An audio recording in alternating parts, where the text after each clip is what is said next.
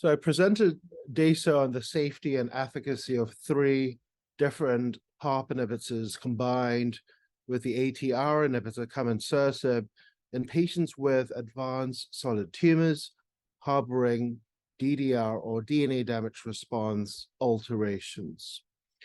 The whole rationale for this combination is really to improve on the efficacy of monotherapy PARP inhibitors.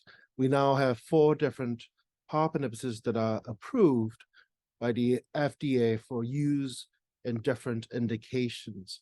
However, the main issues are resistance, whether that is primary resistance or secondary resistance.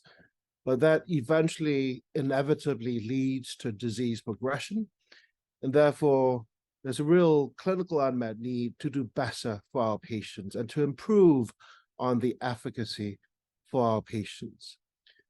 The main issue we have is that when we combine PARP inhibitors with specific other agents like chemotherapy or other agents, there's often overlapping toxicity, which makes it very hard to develop a wide enough therapeutic window. Particularly when you combine a PARP inhibitor with an ATR inhibitor, which is a very rational approach to try and improve on the efficacy, we do see overlapping toxicity. What occurs is that ATR inhibition prevents the recovery from PARP inhibitor-induced DNA damage via rapid, irreversible replication catastrophe and unscheduled mitosis entry, eventually leading to cell death. And therefore, the combination of a PARP inhibitor and an ATR inhibitor really does provide a rational approach to improve PARP inhibitor efficacy.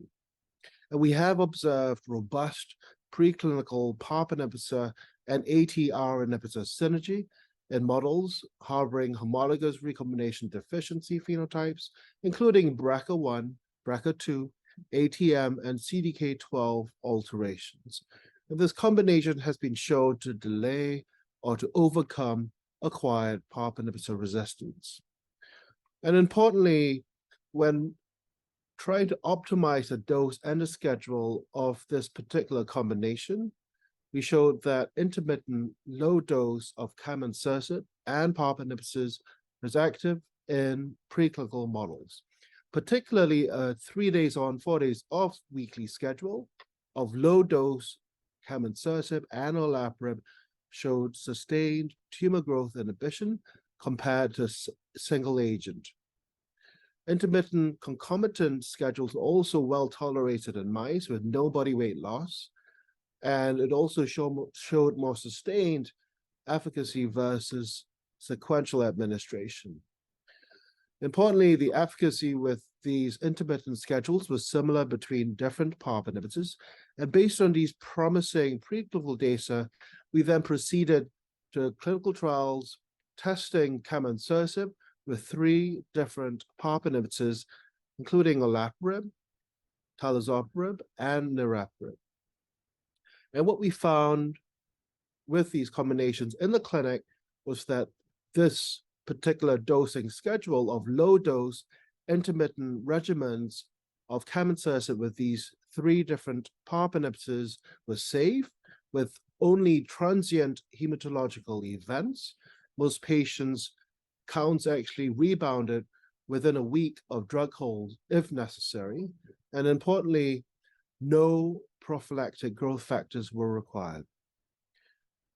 Significantly, anti-tumor activity was observed in patients with platinum and PARP inhibitor resistant tumors with predefined genomic alterations. The anti-tumor activity was encouraging and very durable, with a clinical benefit rate of 48% out of 90 patients.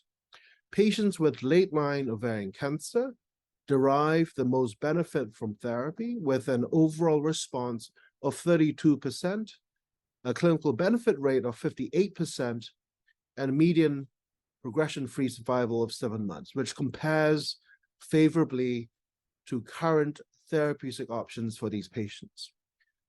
The molecular response rate was 66% in 47 evaluable patients, really supporting the anti-tumor activity of these combinations.